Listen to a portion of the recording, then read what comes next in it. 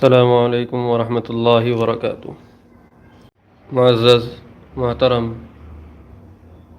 سامعین سامعات، سورہ فاتحہ کی تفسیر کا سلسلہ چل رہا ہے،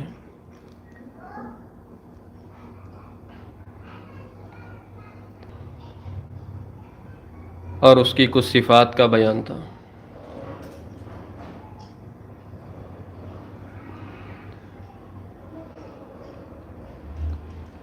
اور اب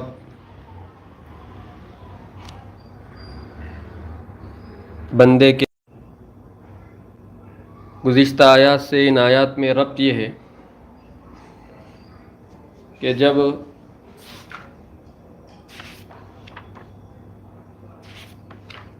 حق تعالی وہ ذات ہے جو تعریف کے لائق ہے، حق تعالی وہ ذات ہے جو رب ہے، حق تعالی وہ ذات ہے جو رحیم ہے، تو جب میرے خدا کے اندر یہ صفات ہیں تو اس کا لازمی تقاضا یہ ہے کہ میں اس کی بندگی کروں اور میری حاجات اور ضروریات میں اس کا سوال کروں۔ یہ فطرت اور عقل کا تقاضا ہے۔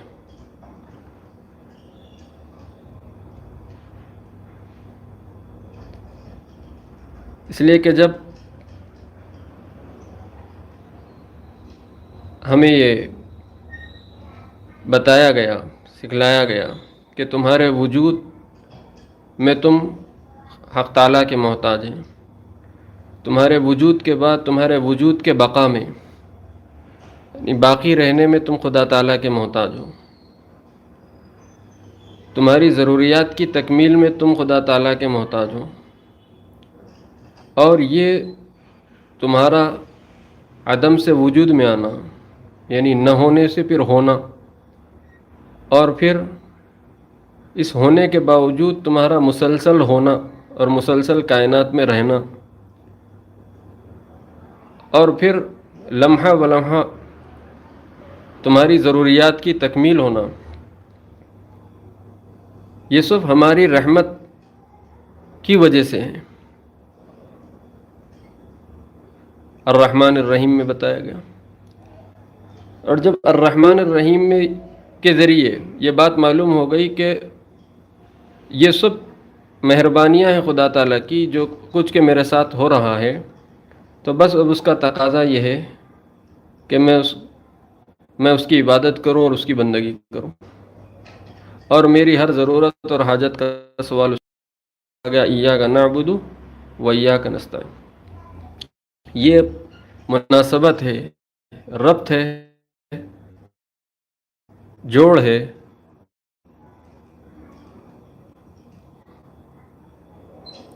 پچھلے آیات سے،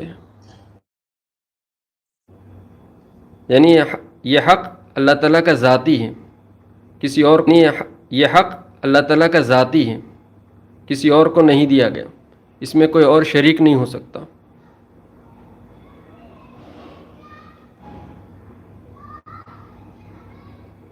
یعنی جب خالق اللہ ہیں، مالک اللہ ہیں، رب اللہ ہیں، حاکم اللہ ہیں، تو عبادت اور استعانت بھی اللہ ہی کے لیے ہوگی بس۔ جس طرح خالقیت میں کوئی شریک نہیں، مالکیت میں کوئی شریک نہیں، ربوبیت میں کوئی شریک نہیں، تو پھر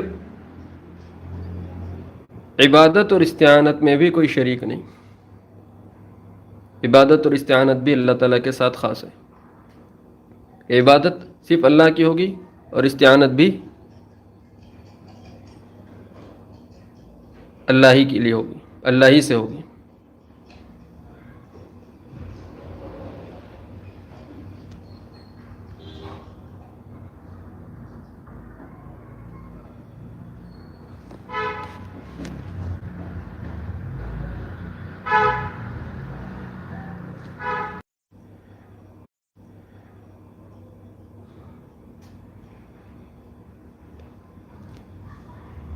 دوبارہ جوائن ہو جائیں تو انشاءاللہ ہو سکتا آ جائیں.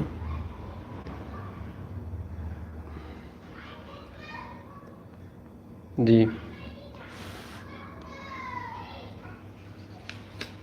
یہاں پر بندوں نے حق تعالیٰ کی تعلیم کے بعد دو چیزوں کا اقرار کیا، ایاک نعبد و ایاک نستعین، کہ ہم تیری ہی عبادت کرتے ہیں اور ہم تجھ سے ہی مدد طلب کرتے ہیں. یہاں پر عبادت اور بندگی کے اعتراف میں جو انداز اختیار کیا گیا وہ ہے کہ ہم تیری ہی عبادت کرتے ہیں. یہ تیری ہی کا جو لفظ ہی کا جو اضافہ ہے وہ کس وجہ سے ہے؟ وہ ہے عربی داں حضرات جانتے ہیں کہ جب ایاکا بات کے شروع میں آ جائے تو کلام میں تخصیص پیدا ہو جاتی ہے، خصوصیت پیدا ہو جاتی ہے. دوسری کی نفی کی گنجائش باقی نہیں رہتی. مثال کے طور پر آپ اگر کسی کو کوئی کام دیں اور یہ کہیں کہ فلاں دکان سے یہ چیز لا لو، فلاں دکان پر مل جائے گی، تو اس میں آپ نے یہ بات کہہ دی کہ فلاں دکان پر مل جائے گی، لیکن کسی اور جگہ کی اس میں نفی نہیں ہوئی، دوسری جگہ ملے گی یا نہیں ملے گی نہیں بولا گیا. لیکن اگر یہ بولا گیا کہ یہ چیز فلاں جگہ ہی ملے گی، یہ چیز فلاں جگہ ہی ملے گی، تو اب اس میں یہ بات ہو گئی کہ دوسری طرف سے نفی ہو گئی کہ یہ چیز فلاں دکان پر ہی ملے گی، کسی اور جگہ نہیں مل سکتی. یہی تخصیص یہاں پر بھی ہوئی کہ ہم آپ کی ہی عبادت کرتے ہیں، کسی اور کی عبادت نہیں، اس میں گنجائش نہیں.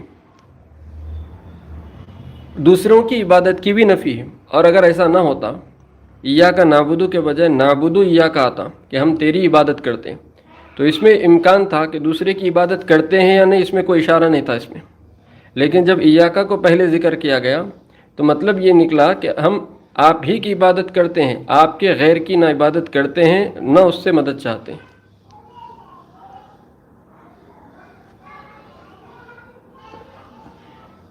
دوسرا یہ ہے کہ یہاں پر نعبد اور نستعین کا لفظ استعمال کیا گیا کہ ہم تیری عبادت کرتے ہیں اور تجھ سے ہی مدد طلب کرتے ہیں. زمانے تین ہیں، گزرا ہوا زمانہ، حال کا زمانہ اور آئندہ کا زمانہ. یہاں پر جو لفظ استعمال کیا گیا نعبد و نستعین، یہ لفظ مضارع ہے عربی کے اعتبار سے، جو مضارع کے حال اور استقبال دونوں کے لیے بولا جاتا ہے، حال اور استقبال دونوں کے لیے بولا جاتا ہے. اس کا معنی یہ ہوا کہ ہم تیری عبادت کرتے ہیں اور ہم تجھ سے مدد چاہتے ہیں، اور آئندہ بھی ہم تیری ہی عبادت کریں گے اور آئندہ بھی ہم تجھ سے ہی مدد چاہیں گے. یہ بھی اس کے اندر ایک بات چھپی ہوئی.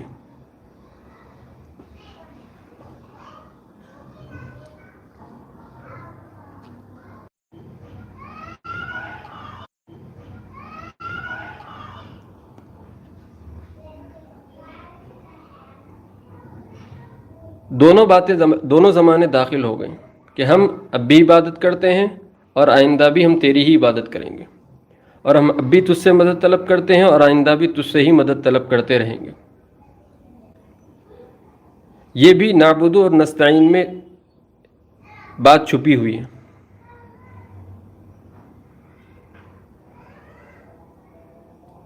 اور تیسری بات یہاں پر یہ ہے کہ نعبد اور نستعین میں جمع کے ذریعے ہم نے اقرار کیا، اعتراف کیا کہ ہم تیری ہی عبادت کرتے ہیں اور ہم تجھ سے ہی مدد طلب کرتے ہیں. صوفیہ نے لکھا ہے کہ جمع کا لفظ اس لیے لایا گیا کہ اگر میں کا لفظ لاتا تو اس میں تعلی جھلکتی کہ میں تیری عبادت کرتا ہوں اور میں تجھ سے مدد طلب کرتا ہوں، میں تیری عبادت کرتا ہوں، تو میں پناہ جھلکتا.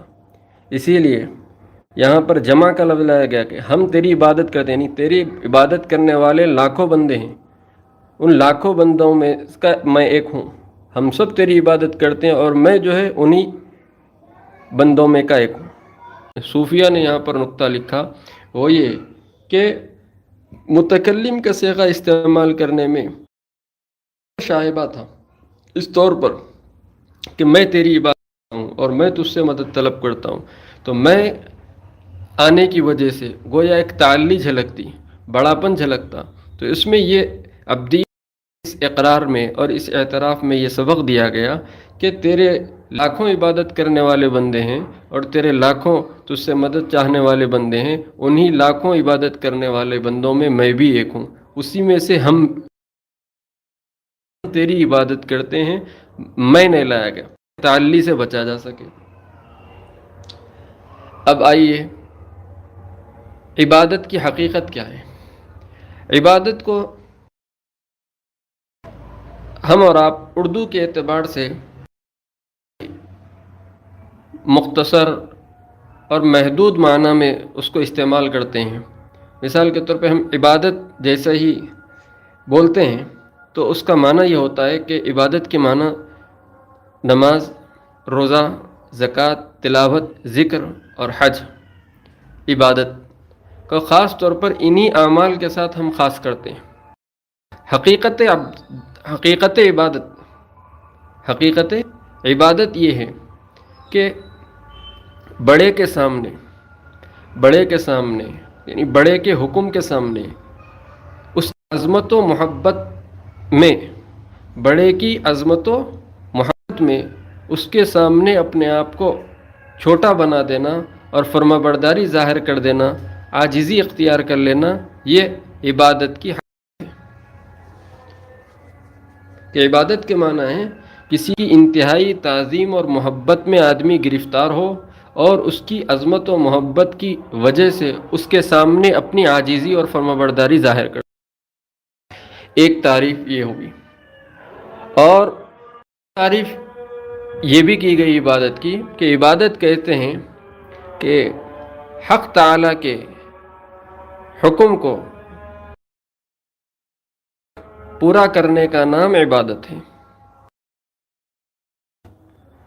یہ بھی ایک تعریف کی گئی. حق تعالیٰ کے حکم کو مقتضی حال کے مطابق پورا کرنے کا نام عبادت ہے. غالباً اس جملے کی تھوڑی سی وضاحت کرنی پڑے گی کہ یہ جو کہی گئی کہ حق تعالیٰ کے حکم کو مقتضی حال کے مطابق پورا کرنے کا نام، بجا لانے کا نام عبادت ہے. ہر انسان کے احوال مختلف ہوتے ہیں اور احوال کے اعتبار سے احوال کے مختلف ہونے کی وجہ سے احکام مختلف ہوتے ہیں. احوال کے مختلف ہونے کی وجہ سے احکام مختلف ہوتے ہیں. مثال کے طور پر کوئی بندہ کسی مصیبت میں ہے،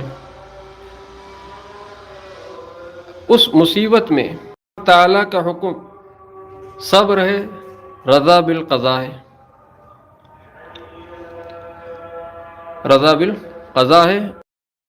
اب یہاں پر عبادت اس کے لیے یہ ہے کہ وہ مصیبت میں گرفتار ہونے کی صورت میں حق تعالیٰ کا حکم یہ ہے کہ وہ مقتضی حال کے مطابق، حال کس چیز کا تقاضا کر رہا، حال تقاضا کر رہا مصیبت کی وجہ سے صبر کا، رضا بالقضاء کا، رضا بالقضاء کا. بس وہ رضا بالقضاء اور صبر کا اہتمام کرنا اور صبر کو انجام دینا، یہی اب اس کے لیے عبادت ہے. مقتضی حال کے مطابق حکم کو پورا کرنا، یہ ہے عبادت اور بندگی. صرف نماز، صرف تلاوت، صرف ذکر، صرف تسبیح کہ یہ جو معنی ذہنوں میں محدود تصور عبادت کا جو ہمارے پاس ہے وہ اردو کے اعتبار سے یا وہ ہمارے رواجی اعتبار سے، ورنہ تو بزرگوں نے لکھا ہے کہ دراصل عبادت چونکہ غلامی اور بندگی کو کہتے ہیں، اس اعتبار سے مقتضی حق تعالیٰ کے حکم کو پورا کرنا یہ عبادت اور بندگی. اس کو ایک اور مثال سے سمجھیے. مثال کے طور پر ایک آدمی وہ ہے جس کو یہ چاہت ہو رہی ہے کہ وہ نوافل پڑھیں، نوافل پڑھیں، طویل ذکر کریں یا طویل تلاوت کریں، طبیعت اس کی یہ چاہ رہی ہے، لیکن اس کے قریبی رشتہ داروں میں، بالکل عزیزوں میں کوئی قریبی رشتہ دار جو اس کے قریبی متعلقین میں سے ہوں اور اس کو خدمت کی ضرورت ہو، اور وہاں پر اب کوئی کرنے والا نہ ہو، تو اب یہاں پہ دو چیزیں ہیں۔ ایک تو یہ کہ آدمی کی یہ چاہت ہو رہی ہے کہ میں تلاوت کر لوں، ذکر کر لوں، تسبیح پڑھ لوں، اور جس کی خدمت اس کے ذمہ واجب ہے اور وہاں پر کوئی خادم موجود نہیں ہے، تو اب مقتضۂ حال یہ ہے کہ وہ فی الفور خدمت پر لگے، جبکہ طبیعت یہ چاہ رہی ہے نوافل پڑھو۔ تو اب مقتضۂ حال کے مطابق حق تعالیٰ کا حکم یہ ہے کہ نوافل کے بجائے خدمت میں، تیمارداری میں مصروف رہیں۔ اب تیمارداری عبادت ہے، افضل عبادت یہ، بندگی کا تقاضا یہ ہے کہ اب یہ کام کریں، تو وقت کے تقاضے کو مد نظر رکھتے ہوئے کام، مقتضۂ حال کے مطابق حق تعالیٰ کے حکم کو بجا۔ حق تعالیٰ اب اس وقت کیا چاہ رہے ہیں؟ نفل چاہ رہے ہیں یا تیمارداری چاہ رہے ہیں؟ نفل چاہ رہے ہیں یا عیادت چاہ رہے ہیں؟ نفل چاہ رہے ہیں یا عبادت چاہ رہے ہیں؟ حق تعالیٰ کس چیز کو پسند کریں گے؟ اب اس موقع پر تعالیٰ اب اس موقع پر یہ پسند کریں گے کہ نوافل کے بجائے میں اس کی خدمت کروں۔ یہ ہے عبادت کہ مدہ مقتضۂ حال کے مطابق حق تعالیٰ کا حکم جو حال میں ہو وہ اس حال کے مطابق بس وہ اس کو پورا کرنے کی کوشش کرے۔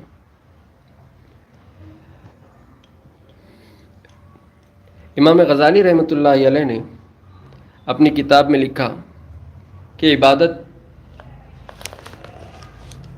جس طرح نماز، زکوٰۃ، روزہ، حج اور تلاوت یہ ہیں، ایسے ہی پڑوسیوں کے ساتھ حسن سلوک کرنا اور رشتہ داروں کے ساتھ صلہ رحمی اور امر بالمعروف اور نہی عن المنکر، یہ بھی چیزیں عبادت کے اندر داخل ہیں۔ ایاک نعبد، کیونکہ عبادت کا ایک محدود تصور ہوتا ہے، اسی لیے منتقل کرنا چاہ رہے ہیں اس بات کی طرف کہ عبادت مقتضۂ حال کے مطابق حق تعالیٰ کے حکم کو پورا کرنے کا نام ہے، اور وہی اسی بات کا ہم اعتراف کر رہے ہیں یہاں پر ایاک نعبد کے ذریعے کہ ہم تیری ہی عبادت کرتے ہیں۔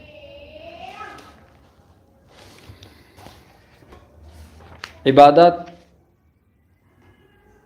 بدنی بھی ہیں، عبادات مالی بھی ہیں، جیسا کہ زکوٰۃ، نماز، روزہ وغیرہ بدنی عبادت، حج، عمرہ بدنی عبادات ہیں، ذکر بدنی عبادت ہے، ایسے ہی مالی عبادات بھی اللہ نے رکھا ہے، زکوٰۃ، قربانی، صدقہ فطر، صدقات و خیرات، یہ تمام مالی عبادت ہیں، اور اس میں ہم دونوں کا اعتراف وَإِيَّاكَ نَسْتَعِينُ کہ ہم تیری ہی عبادت کرتے ہیں، خواہ وہ بدنی ہو یا خواہ مالی ہو۔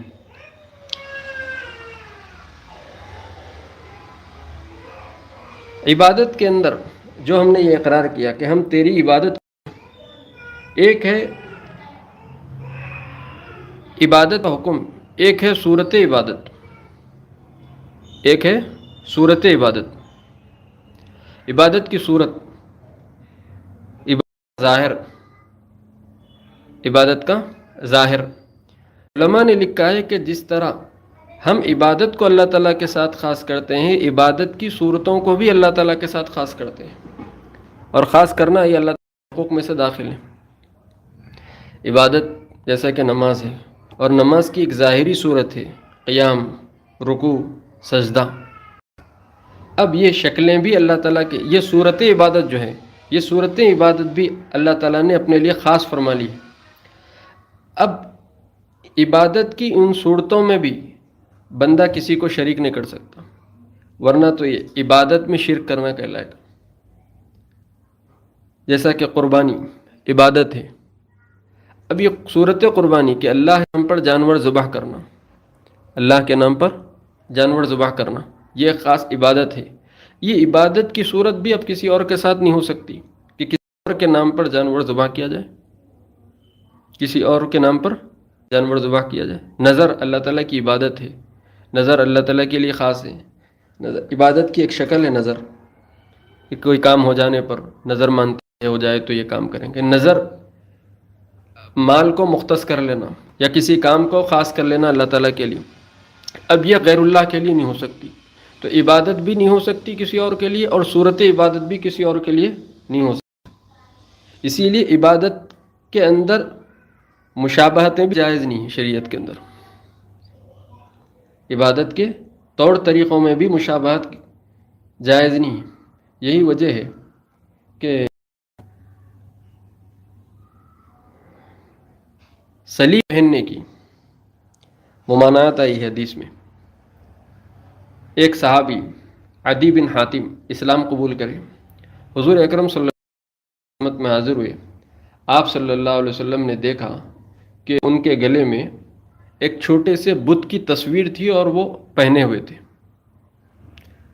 مالے کے طور پر۔ حضور نے فرمایا کہ اے عدی، اپنے گلے میں سے یہ بت نکال دو۔ حالانکہ وہ اسلام لا چکے تھے، لا چکے تھے۔ عبادت میں وہ شریک نہیں ٹھہرا رہے تھے، صورت عبادت میں شرک ہو رہا تھا، صورت عبادت میں شرک ہو رہا تھا۔ حضور نے فرمایا کہ وہ بت نکال دو جو گلے میں لٹک رہا ہے۔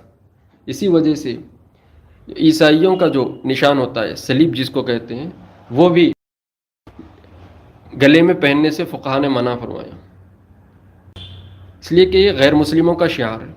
ایسے ہی وہ تمام چیزیں جو غیر مسلموں کے ساتھ خاص ہیں، غیر مسلموں کے ساتھ خاص ہیں، ہاتھ میں پہنتے ہوں یا وہ گلے میں پہنتے ہوں یا وہ پیشانی پر لگاتے ہوں، یہ تمام صورت عبادت ہے، لیکن اس کی بھی اجازت نہیں ہے۔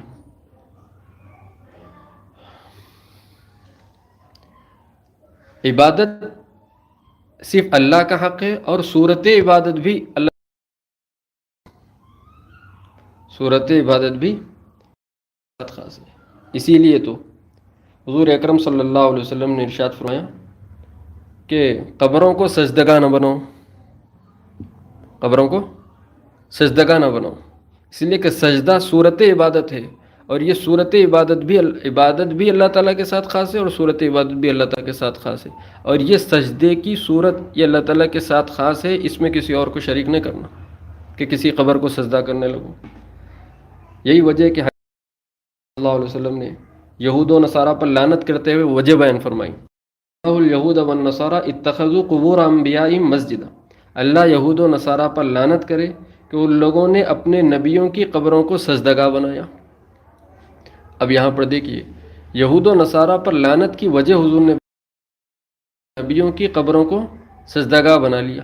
گویا نبیوں میں اس درجے آگے بڑھ گئے کہ ان کی عظمت و محبت کی وجہ سے اپنے آپ کو جھکا دی، ان کی قبروں کو سجدہ کرنے لگے۔ شائبہ پیدا ہو گیا۔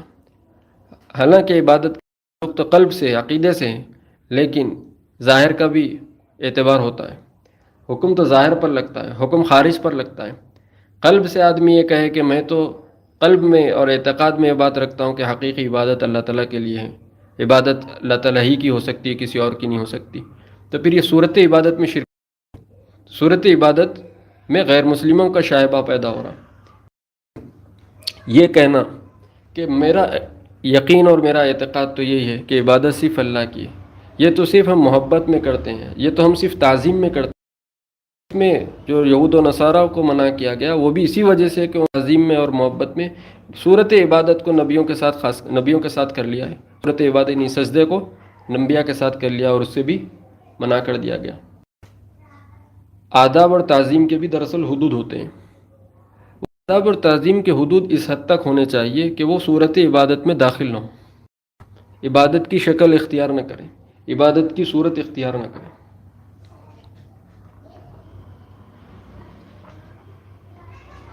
دوسرا لفظ ہے یہاں پر استعانت۔ استعانت کہتے ہیں مدد طلب کرنے کو۔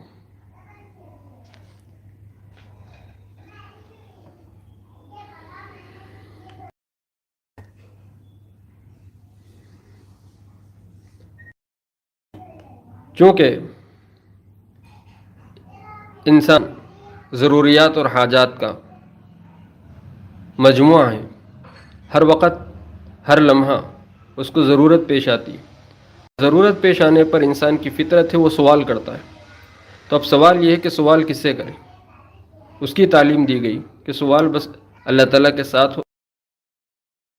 بھی اللہ تعالیٰ کے حقوق خاصہ میں سے کہ جب میں خالق ہوں تمہارا، اور جب میں تمہارا مالک ہوں، اور جب میں تمہارا رب ہوں، اور میں ہی تمہاری لمحہ بلمحہ ضروریات پوری کرتے آ رہا ہوں، تو اگر تمہیں کوئی اور ضرورت پیش آ جائے، آتی ہے، یا تم خواہش رکھتے ہو کسی ضرورت کا، تو پھر ایسی صورت میں میرے ہی سامنے دست سوال دراز کرنا، میرے ہی سامنے دست سوال دراز کرنا۔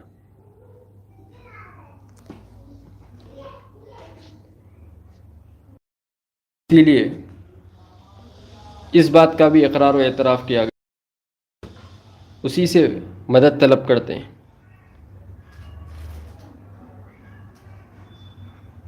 عبادت بھی مطلوب ہے، استعانت بھی مطلوب ہے کہ ہم اسی کی عبادت کریں اور ہم استعانت طلب کریں۔ یہ بھی فطرت اور عقل کے خلاف ہے کہ ایک رب، خالق، مالک جو ہم کو پیدا کرے، جو ہماری ضروریات پوری کرے، اور جب اس سے پھر جب کوئی مصیبت آ جائے، کوئی مشکل آ جائے، تو اس کو پکارے، تو یہ بھی خلاف عقل ہے، خلاف فطرت ہے کہ آدمی اپنی ضروریات کو پورا کرنے والے کو چھوڑ کر، حقیقی مالک اور حقیقی رب کو چھوڑ کر کسی اور کو ضرورت پکارے، وقت حاجت پکارے، یہ بھی خلاف عقل و خلاف فطرت ہے۔ اسی لیے بندے سے عبادت بھی چاہی گئی اور بندے سے استعانت بھی چاہی گئی کہ بندہ عبادت میں بھی میرے ساتھ خاص رہے، استعانت بھی میرے ساتھ خاص رہے۔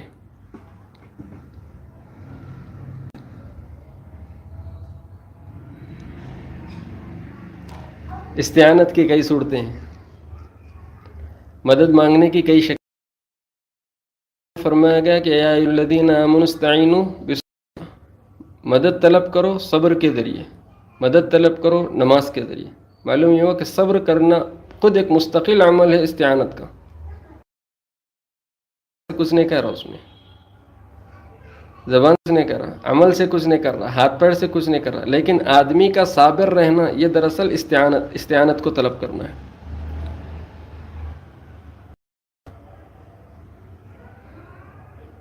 اسی طریقے سے نماز کے ذریعے، یہ تو نبی رحمت صلی اللہ علیہ وسلم کے معمولات میں بات ملتی ہے کہ ہمیشہ ہر چھوٹی موٹی ضرورت پر فوراً نماز کے لیے کھڑے ہوتے، ہوائیں بھی تیز چل جاتی تو فوراً کی طرف متوجہ ہو جاتی اور استعانت طلب کرتے۔ تو استعانت کے طریقوں میں ایک صبر ہے، دوسرا نماز ہے، اور تیسرا دعا ہے۔ انشاءاللہ مزید اس کی شکلیں اور استعانت سے متعلقہ تفصیلات اگلے سبق میں عرض کی جائیں گی۔ کہی ہوئی باتوں پر اللہ تعالیٰ ہم سبوں کو عمل کی توفیق نصیب فرمائے، قرآن مجید کی صحیح فہم عطا فرمائے، اور قرآن مجید کے نور سے ہمارے سینے منور فرمائے۔ سبحان اللہ وبحمدہ، سبحانک اللہم وبحمدک، ونشہد ان لا الہ الا انت، نستغفرک ونتوب الیک۔